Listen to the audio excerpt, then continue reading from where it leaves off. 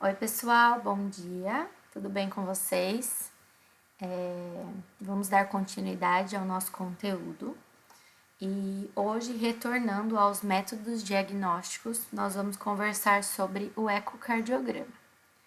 O ecocardiograma nada mais é que um método de imagem cardíaco baseado na ultrassonografia. E quando ele é associado às técnicas de Doppler, ele serve para estudo também do fluxo sanguíneo.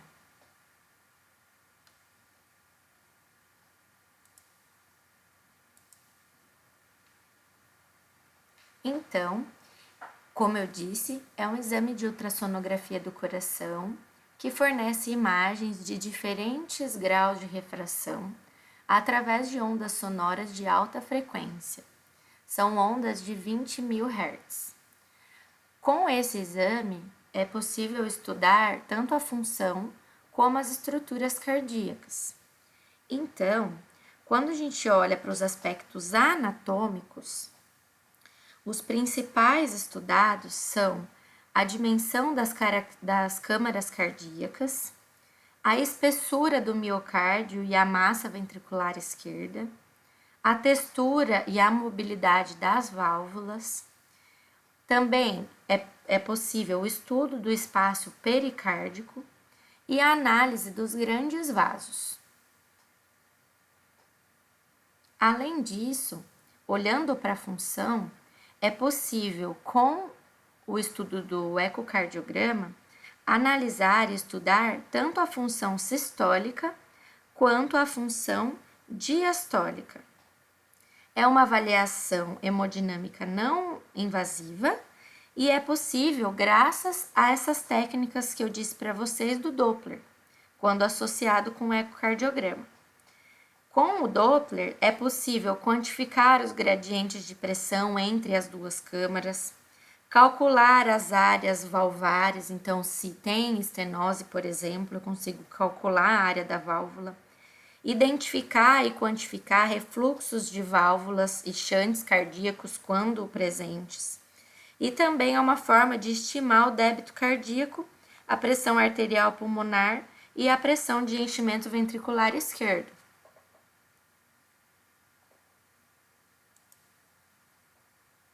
O ecocardiograma ele é utilizado em diversas patologias cardíacas. Algumas delas estão citadas aqui, como por exemplo a insuficiência cardíaca, situações de sopro, sequelas de infarto, anomalias congênitas, que são as cardiopatias congênitas. É possível também o estudo para avaliar se há indicação cirúrgica ou não, e também para acompanhar a evolução do coração no segmento pós-operatório. Então, além de contribuir decisivamente para o diagnóstico cardiológico, esse exame, esse método, possibilita observar a evolução de determinadas cardiopatias e também avaliar a resposta a diferentes intervenções terapêuticas. E a grande vantagem do ecocardiograma está no grande número de informações que podem ser obtidas instantaneamente em tempo real por meio de uma análise abrangente e integrada de dados estruturais e também funcionais.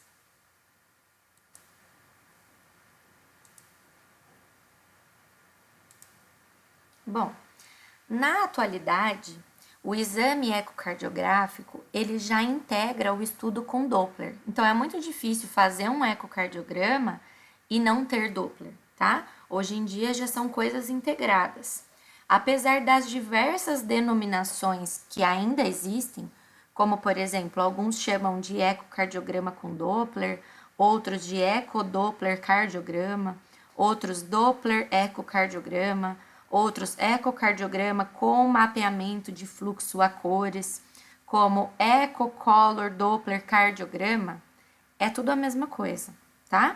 Em face do contínuo avanço da tecnologia, novas modalidades têm sido desenvolvidas. Então, nós temos vários tipos de ecocardiograma. O mais comum é o ecocardiograma transtorácico, é por onde nós vamos começar a estudar, tá?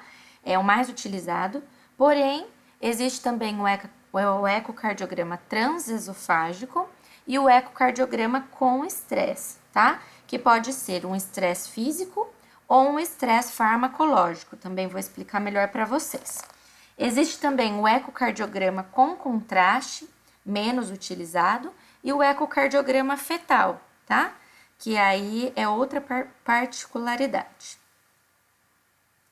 Bom, só para ficar claro para vocês, então é um exame, tá? O ecocardiograma é baseado no princípio da ultrassonografia, tá? Ou seja, ondas sonoras de alta frequência, inaudíveis, gerada pelo transdutor, capaz de emitir feixes de ondas ultrassônicas.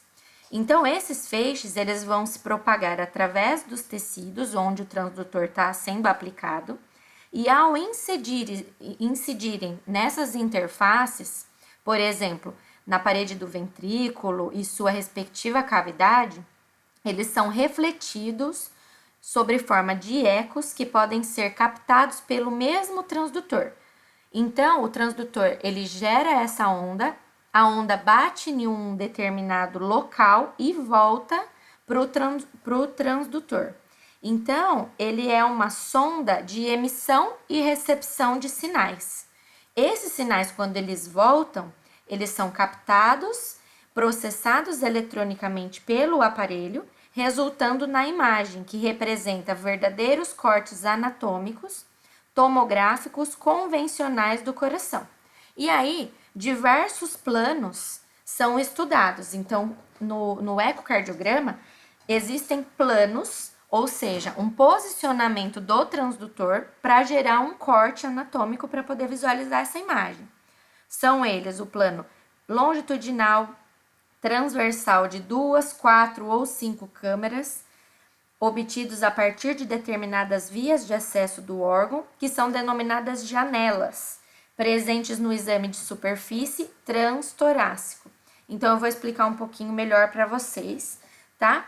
E no exame transesofágico também é chamado de janela esse acesso que o equipamento tem para poder captar a imagem do órgão, tá bom?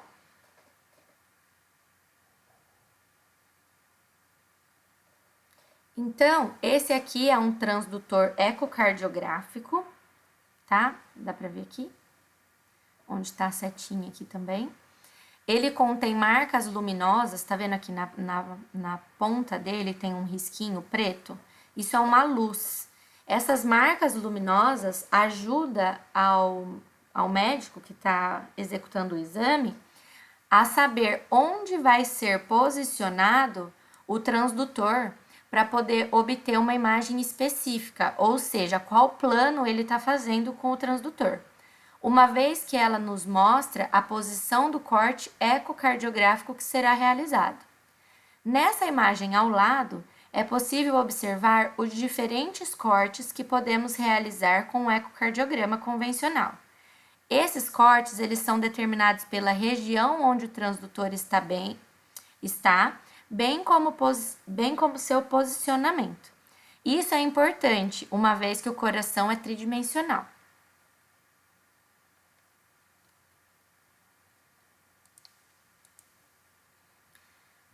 O ecocardiograma transtorácico, ele pode ser realizado tanto em clínicas como em hospitais, dependendo do objetivo e também do tipo de exame. Então, o exame ele é realizado com o paciente em posição supina ou decúbito lateral esquerdo, tá? Dessa forma. E como eu disse para vocês, existem janelas, né, de acesso para posicionamento do transdutor, para poder ter uma melhor visualização dos cortes anatômicos. Então, essa região supraesternal, que é a região do manúbrio external, a região paraesternal, que é entre o terceiro e o quarto espaço intercostal esquerdo, a região subcostal, que é abaixo do processo xifoide, e a região apical, entre o quinto e o sexto espaço intercostal esquerdo.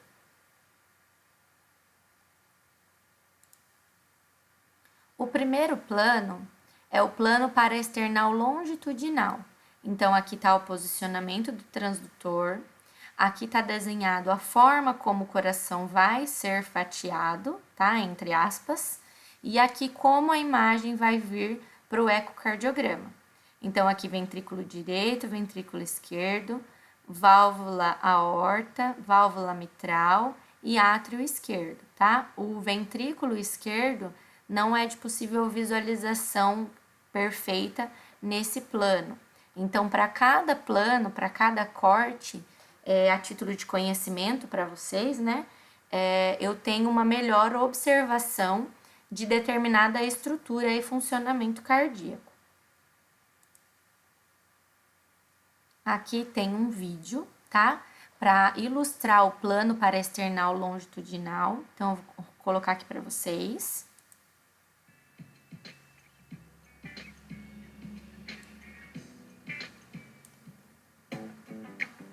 También podemos identificar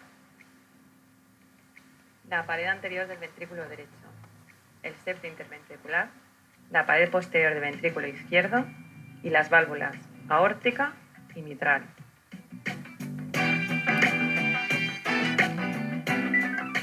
Y ahora, identifica las estructuras. São interessantes esses vídeos porque eles pedem para vocês tentarem identificar as estruturas.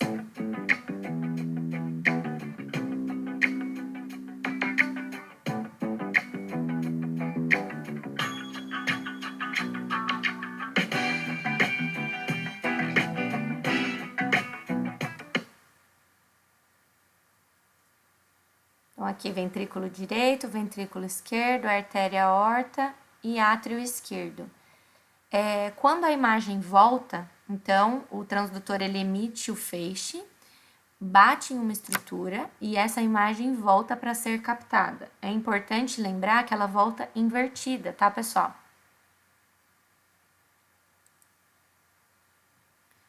Esse é o plano paraesternal transversal, tá? Então, ele é posicionado para o outro lado.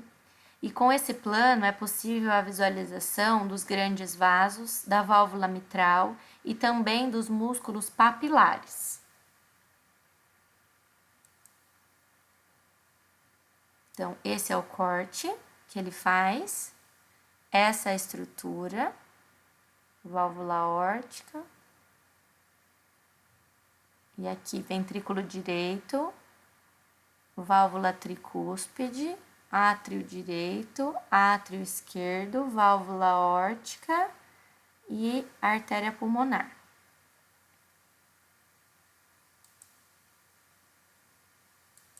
Aqui é melhor para visualização dos grandes vasos, tá?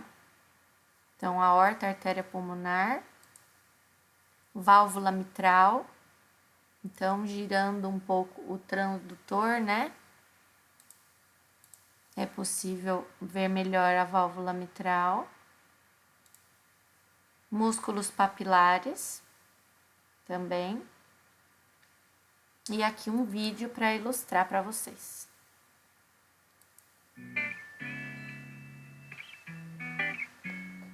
En este plano obtenemos un corte paralelo al eje menor del corazón a nivel de la válvula aórtica con su característica morfología del signo del Mercedes invertido.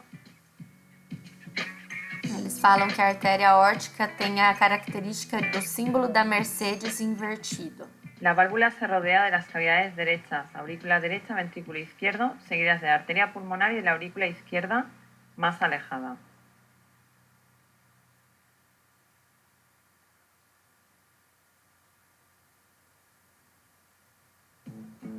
En este plano también observaremos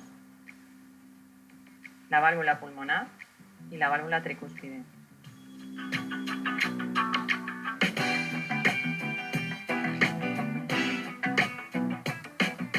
Válvula mitral.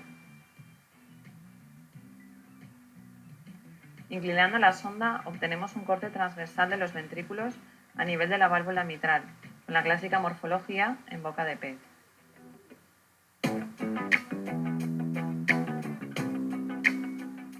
En ocasiones podemos apreciar la presencia de la válvula tricúspide en el lado izquierdo de la imagen.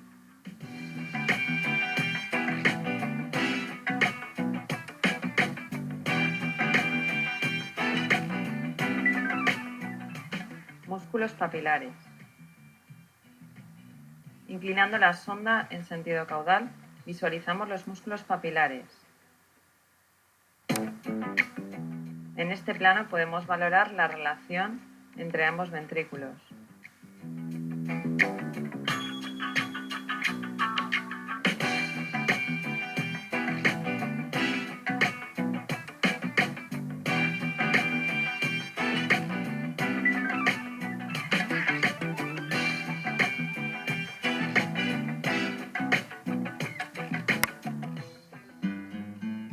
Y ahora, reconoce los tres planos: grandes vasos, válvula mitral y músculos papilares. Tentar adivinhar, gente.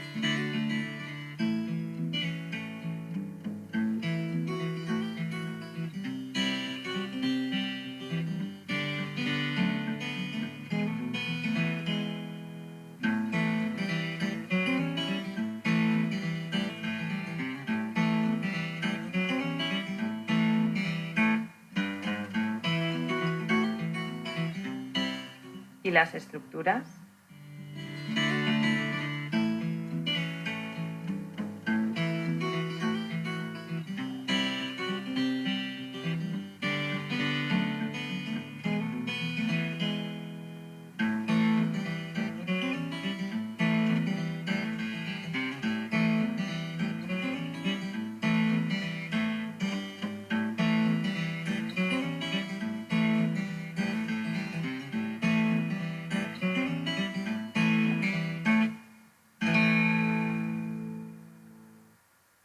Conseguiram identificar?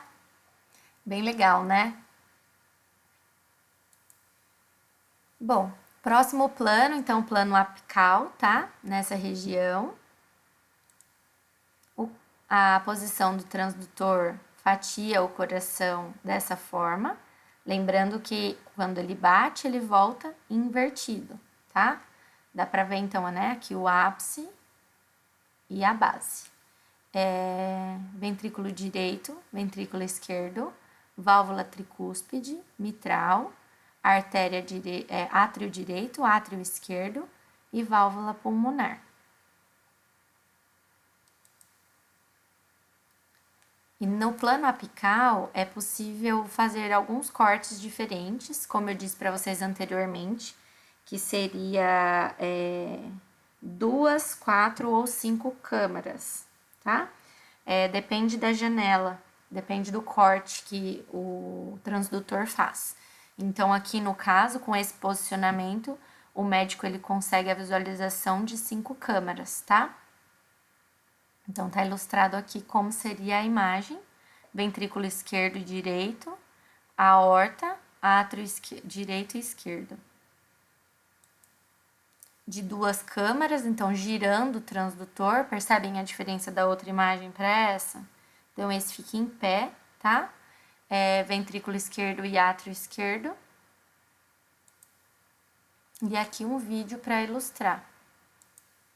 Para obtener el 4 cámaras.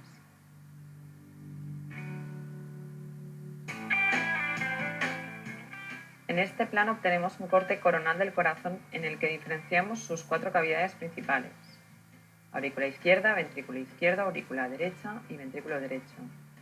Sin embargo, aqui ela mostra de 4 el barrido de câmaras. se inicia desde el ápex, la parte más próxima al transductor, y por tanto, la imagen se invierte. A questão da inversão, né, que eu comentei com vocês.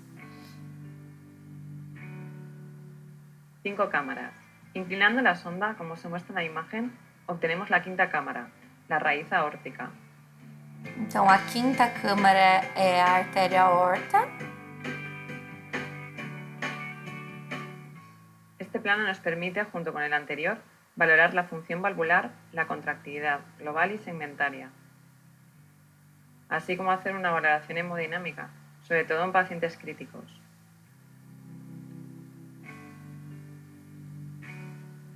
Dos cámaras. Volvemos al plano de 4 cámaras y realizamos un giro de 90 grados de la sonda para obtener un corte sagital del corazón a nivel de las cavidades izquierdas, con la marca mirando hacia arriba. Então, girando em 90 graus, o corte fica ao contrário, como eu expliquei para vocês, e Este plano nos consegue o de permite duas completar el estudio de la câmaras. contractilidad simultánea del corazón, así como valorar la función de la válvula mitral. Y ahora, ¿qué otras estructuras podrías identificar?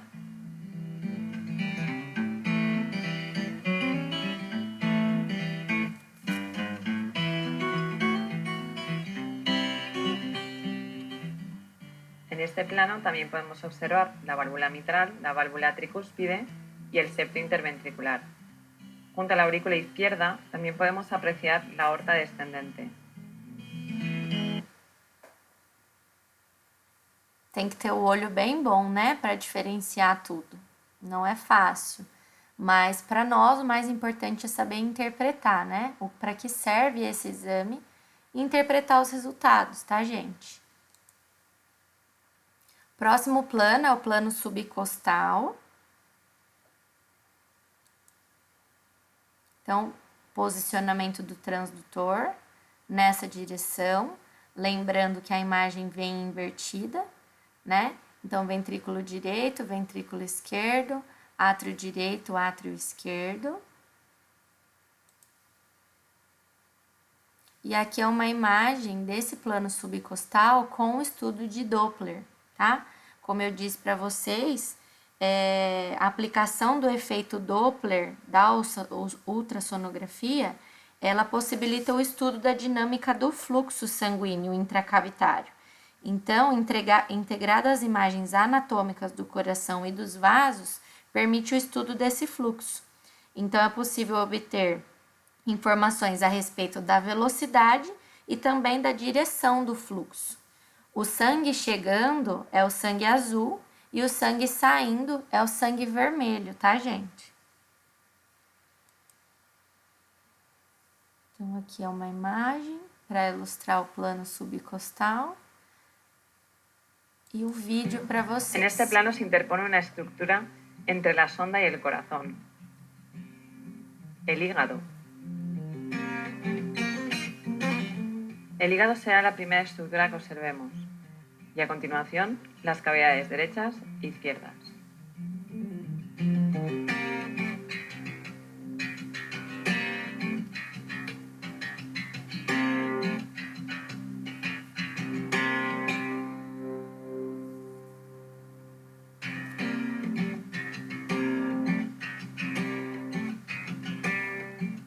Si ahora giramos la sonda 90 grados en sentido antihorario, alinearemos el haz con una estructura conocida.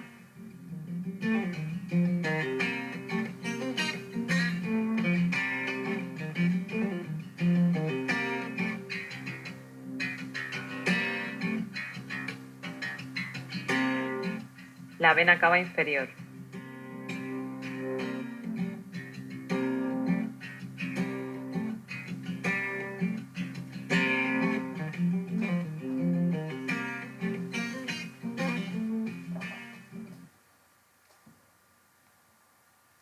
Aqui, gente, eu esqueci... Não esqueci, não. Aqui é uma foto, tá invertido o slide, tá? Mas aqui é uma foto do plano subcostal quando aplicado o estudo do Doppler naquele vídeo que vocês acabaram de assistir, que vê a parte do fígado e da veia cava inferior, tá ok? Então, esse aqui é o que vocês assistiram. E o próximo plano é o plano supraesternal, então seria esse posicionamento do transdutor, o corte anatômico seria esse, onde é possível a identificação do arco aórtico e da artéria pulmonar direita. Um vídeo. El barrido se inicia desde la parte superior, encontrando en primer lugar el callado aórtico en su eje longitudinal.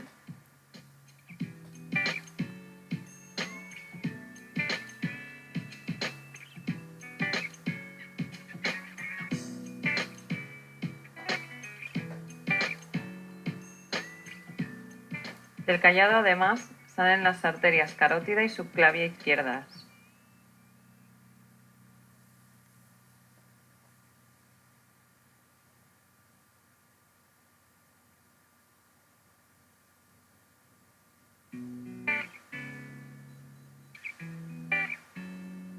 En este plano hay otra estructura que podemos identificar. ¿Cuál es el vaso que está rodeado por el callado aórtico? La arteria pulmonar, de la que obtenemos un corte transversal en la imagen.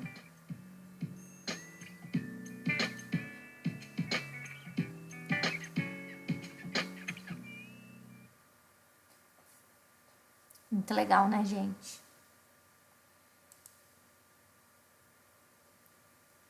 Então, como eu já adiantei para vocês, quando o ecocardiograma é utilizado com Doppler, é para identificação da direção e velocidade do fluxo sanguíneo, tá? Aqui eu trouxe para vocês alguns tipos de ecocardiograma patológico, tá? Não são só nessas patologias que é utilizado, são utilizados em outras patologias também, porém essas são as mais comuns e também é para verificação, para vocês poderem ir se familiarizando, tá? Então, eu vou mostrar para vocês um vídeo de um ecocardiograma para um caso de infarto agudo do miocárdio.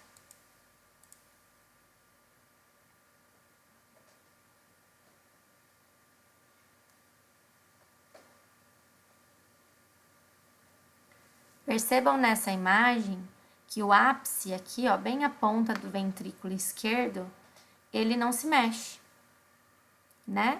Então, vou pôr mais uma vez para vocês observarem. Conseguem observar aqui?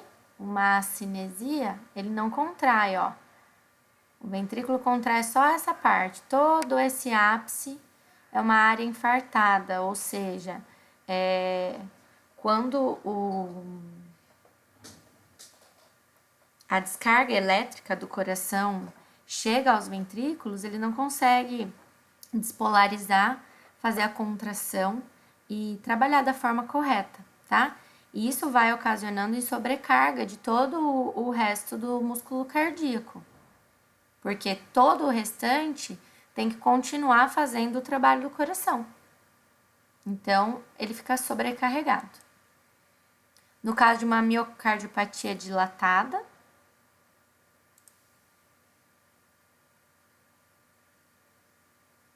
então percebam a área bem dilatada, paredes finas, estase sanguínea, né? Vou voltar mais uma vez.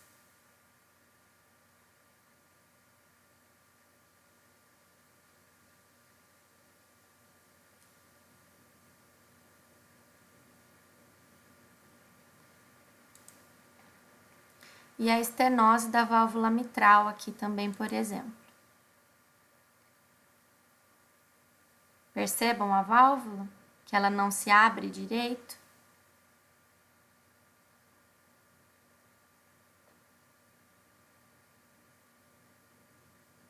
Aqui um trombo.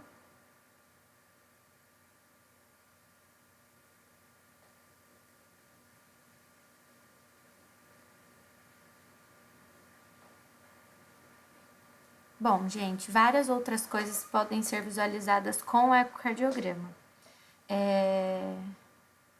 Dando continuidade à nossa aula, um outro tipo de ecocardiograma é o transesofágico, tá?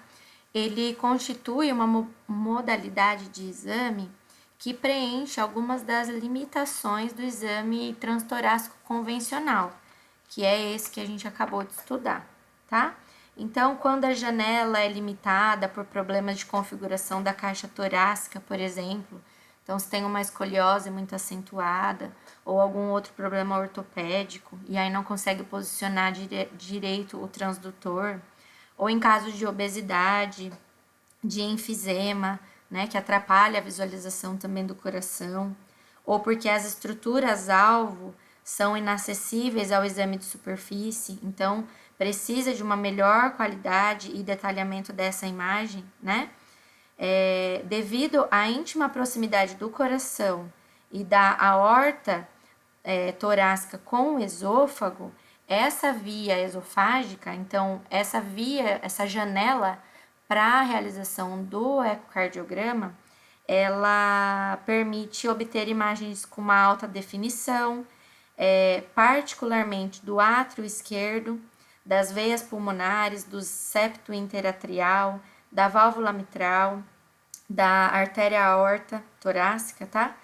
E em situações especiais, a acurácia diagnóstica desse exame transesofágico é superior à do exame transtorácico, tá? Pela proximidade às estruturas.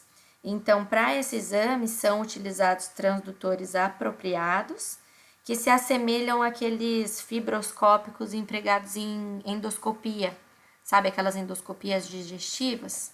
Eu vou mostrar para vocês. Então, também é um exame a partir de imagens ultrassônicas, tá? É uma técnica que permite imagens excelentes do coração.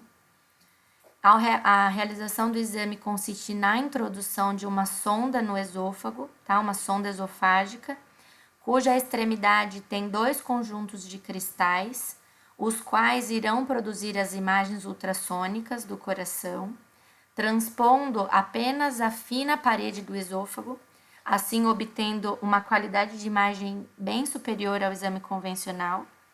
A frequência é diferente, é de 5 MHz, e por isso se fala em transdutor de alta resolução de imagem. Isso só é possível porque o transdutor ele está praticamente encostado no coração. Então, não há uma atenuação do sinal ultrassônico emitido e recebido. Tá bom? Essa aqui é a sonda que eu falei. Semelhante aos fibroscópicos de endoscopia. Então, na pontinha tá a câmera, né? Onde emite as ondas ultrassônicas. E aqui, essas rodinhas aqui na mão do médico é onde permite que ele vire para a direita, para a esquerda, para cima e para baixo, essa pontinha do transdutor.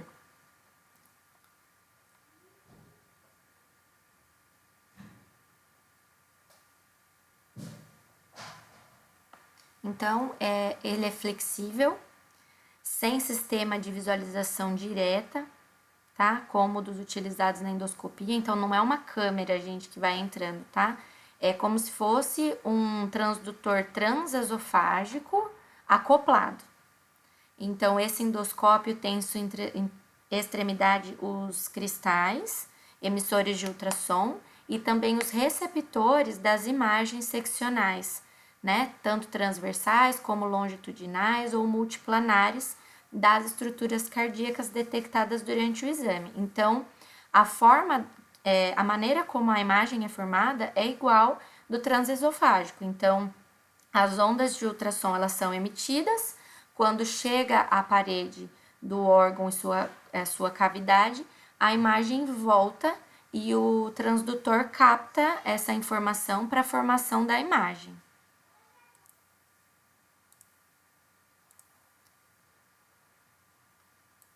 Aí aqui tem um vídeo. Então, a introdução da sonda.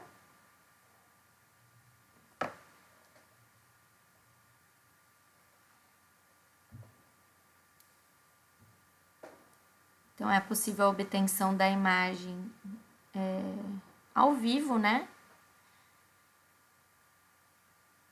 E aqui aqueles controles para cima, para baixo, direita e esquerda, como eu tinha comentado com vocês.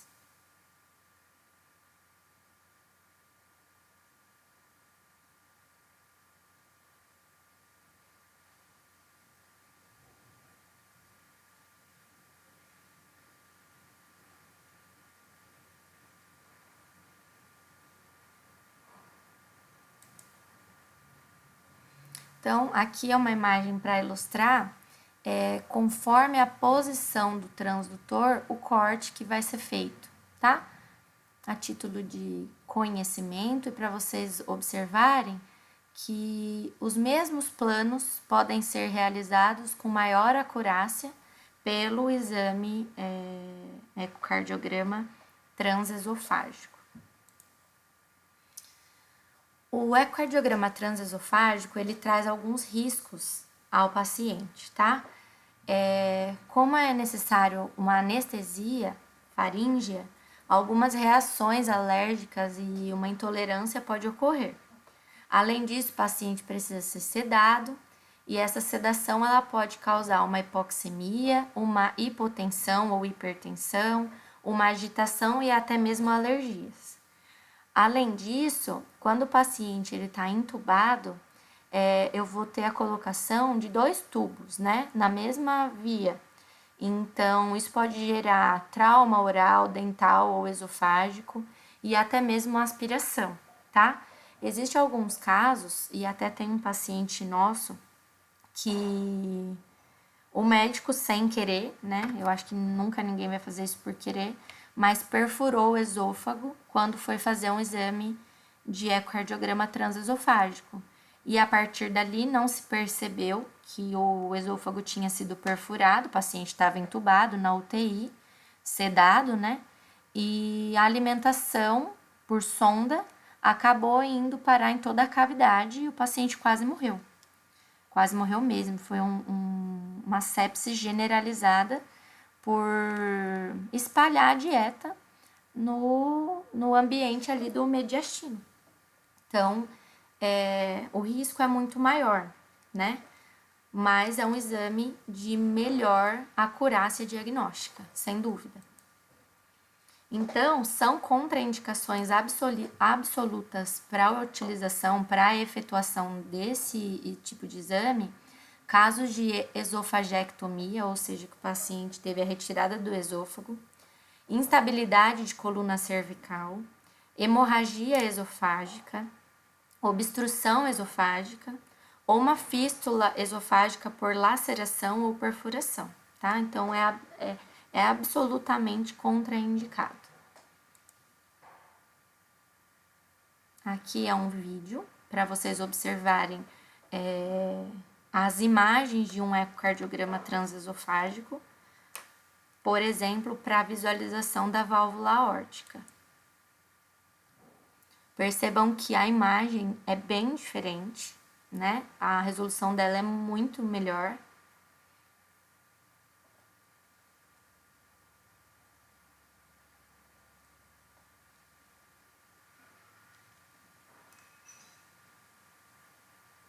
A válvula mitral, aquela característica que no outro vídeo mostrou para vocês de boca de peixe.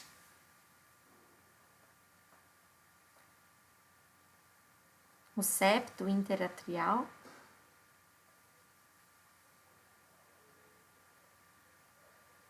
Cinco câmaras, a aorta. 4 câmaras.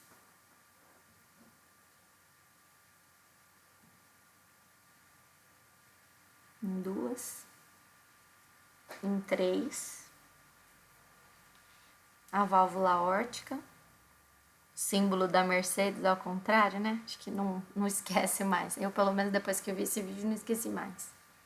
Bom, gente, dá pra ver que as imagens são melhores, né? Mais nítidas. E é óbvio que a cada dia o ecocardiograma ele vem sendo modernizado. Existem estudos, porém ainda é muito caro, mas de fazer um 3D, né? Em alguns lugares já deve até ter um ecocardiograma em 3 dimensões. E o último tipo de ecocardiograma que nós vamos conversar nessa aula é o ecocardiograma com estresse, que nada mais é o estresse físico ou farmacológico, tá? Então, com o estresse físico, tá? É um teste diagnóstico não invasivo e versátil, que envolve a gravação desse ecocardiograma e a interpretação de um estudo ecocardiográfico antes, durante e após o exercício. Então, sendo a doença arterial coronariana identificada, principalmente quando há dissinergia ou alteração durante o exercício, ou mesmo alterações possíveis de serem observadas imediatamente após a realização do teste, é interessante o ecocardiograma, tá? Então, é muito utilizado na doença arterial coronariana, onde esses pacientes eles podem apresentar isquemia somente com o esforço, que é a isquemia transitória. Esse ecocardiograma com estresse físico, ele pode ser realizado em esteira ergométrica, em bicicleta ergométrica, e a alteração pode persistir até nos 2 minutos de recuperação. Em todas as formas de estresse, ela vai ter por objetivo registrar e comparar a contratilidade da parede ventricular antes, algumas vezes durante e também após o exercício. Então, utilizando esteira rolante, a imagem é obtida antes e imediatamente após, porque durante é muito difícil captar a imagem, tá bom? Quando há anormalidade segmentar, deve persistir até o início da recuperação para que possa ser detectada. A recuperação rápida da dissinergia segmentar pode levar a uma falsa negatividade e normalmente a persistência dessa alteração ela vai perdurar até 2 minutos do seu aparecimento. Então aqui é o protocolo de Bruce. Assim como nós utilizamos de protocolo para fazer o teste ergométrico, o ecocardiograma com estresse também vai utilizar o mesmo protocolo, tá? Então, vão haver estágios, vão haver tempo, vai haver velocidade, vai haver inclinação e a gente vai ter um resultado de matches, tá bom? A bicicleta ergométrica, ela é mais utilizada, tá? Então, com o protocolo de bicicleta supina é o habitualmente utilizado, de esteira é muito difícil. A imagem pode ser adquirida no repouso, em carga inicial de 25 watts, no pico do esforço, ou seja, eu consigo ter imagem também no pico do esforço e na recuperação. A carga vai ser aumentada em incrementos de 25 watts a cada 2 ou 3 minutos. Então, a bicicleta ela é mais utilizada porque eu consigo adquirir mais imagens, né? E a posição para o paciente, para quem está fazendo o exame no paciente, é melhor. Então, como vantagens, a bicicleta, ela traz que é possível a realização do teste durante o exercício, ela promove a obtenção de todos os cortes e janelas e a possibilidade de obtenção da imagem no pico do exercício. Pode aumentar a sensibilidade do teste para a isquemia transitória, então é mais sensível do que quando realizado na esteira. Porém, traz como desvantagens que o nível do esforço alcançado é baixo na maioria das vezes. Então, esses pacientes, eles cansam, né, os membros inferiores. Pacientes idosos têm dificuldade de se exercitar na posição recostada e também a dificuldade de obtenção de imagens de qualidade pela excessiva movimentação do tórax e interposição pulmonar pela ventilação. Então, esses pacientes eles começam a cansar, respiram de maneira mais rápida e isso também dificulta a obtenção das imagens. Aqui é um vídeo do que seria o ideal para nós, né, se isso existisse aqui, para fazer um exame adequado.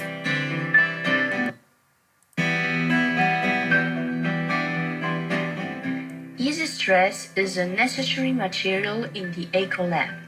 This table is compact and enables to perform echo at rest or during pharmacological and exercise stress tests. Easy Stress is equipped with multifunctional command system. This panel control allows to raise the pedal, upright the back and the seat, fit them to the length of the patient's legs with an anterior-posterior sliding, and also tilt the whole system to the left lateral position. The various functions are electronically set, allowing a quick, precise, and comfortable position for the patient.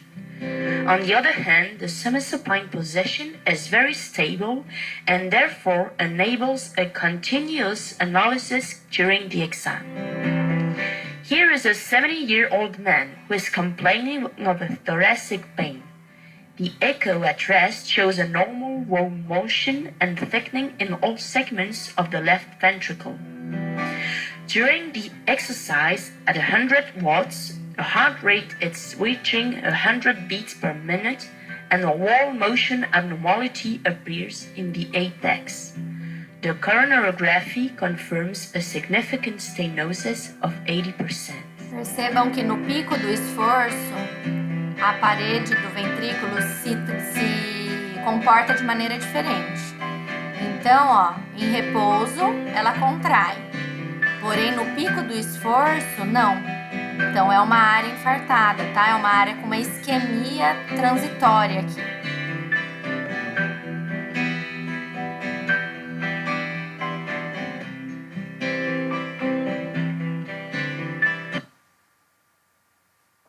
Tá, mas aí eu pergunto para vocês. E se o paciente, ele não consegue se mexer? E se ele não consegue fazer um exercício físico para eu conseguir fazer um exame de ecocardiograma com estresse? O que eu faço, né? Então, os médicos, daí eles optam pelo ecocardiograma com estresse farmacológico. Ou seja, eles utilizam fármacos para promover esse estresse cardíaco. Então, são administradas algumas substâncias, tá? Os fármacos, que fazem com que o coração tenha um aumento de atividade, de sobrecarga, para poder visualizar como esse órgão trabalharia numa situação de esforço. Geralmente é utilizado dobutamina, que aumenta o consumo de oxigênio pelo miocárdio, subsequentemente determinando alterações regionais de contração, ou seja, são áreas que a irrigação coronariana está inadequada, ou dipiridamol e adenosina, tá? Que causam uma má distribuição do fluxo coronariano. A adição de atropina nos testes farmacológicos, ele se baseia na tentativa de maximizar o potencial isquêmico do teste com o aumento do cronotropismo, tá? E do consumo de oxigênio do miocárdio. Qual que é a indicação? Tá? Então, usa-se estresse farmacológico em pacientes com clínica de insuficiência coronariana, porém impossibilitados de realizar o teste ergométrico ou aqueles que realizam o teste só que de forma submáxima. Pacientes nos quais a análise de viabilidade é vital, então é viável, né, fazer, então precisa muito fazer, e pacientes restritos ao leito, tá bom? Quando eu falo aqui na primeira hipótese da forma submáxima, é quando esse paciente ele realiza o teste ergométrico de forma submáxima por razões ortopédicas, neurológicas, vasculares ou por idade avançada, não aqueles porque fadigam mesmo antes, tá? É por algum outro fator que atrapalhe e não o coração em si, tá?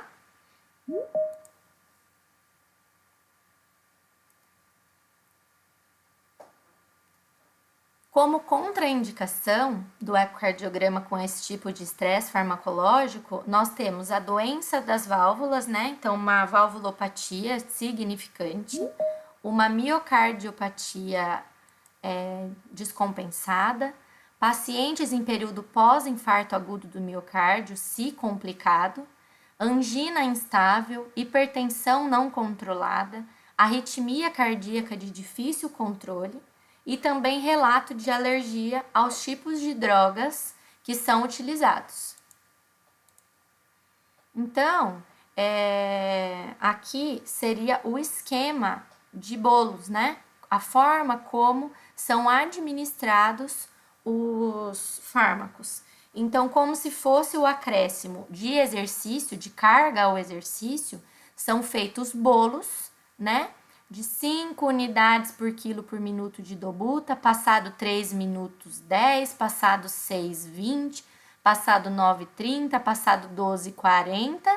Aqui, passado nos 15, é feito atropina em 4 doses para poder maximizar o potencial isquêmico do teste, tá? Aumentando o cronotropismo e o consumo de oxigênio, como eu tinha falado para vocês. E depois dos 18 minutos, tem uma interrupção na administração das drogas e com 21 minutos é aplicado um beta-bloqueador para que essas drogas deixem de fazer o papel delas e o coração volte ao período de repouso, tá bom? Gente, o que eu tinha para falar era isso. Eu espero que tenha ficado muito claro para vocês a utilização, o emprego do ecocardiograma e as formas como ele pode ser realizado. Espero que vocês estejam todos bem, tô com muita saudade de vocês. Um beijo em cada um de vocês. Se tiverem dúvidas, podem me mandar pelo Google Classroom, ou pelo meu e-mail, ou até pelo meu WhatsApp. Eu vou finalizar com vocês ainda cintilografia, que é bem mais rapidinho, cineangiocoronariografia, que também é bem rapidinho, e os exames complementares, tá? Exames laboratoriais em cardiologia. Creio que a gente consiga finalizar tudo isso até a próxima quinta-feira. Então, para essa aula de ecocardiograma, eu não vou mandar atividade, eu vou mandar na quinta esses outros 3 temas, que são temas mais curtinhos, e aí eu vou mandar uma atividade só, que engloba os 4 exames: ecocardiograma, cintilografia, cineangiocoronariografia e os exames laboratoriais, tá ok? Fiquem todos com Deus, um beijo!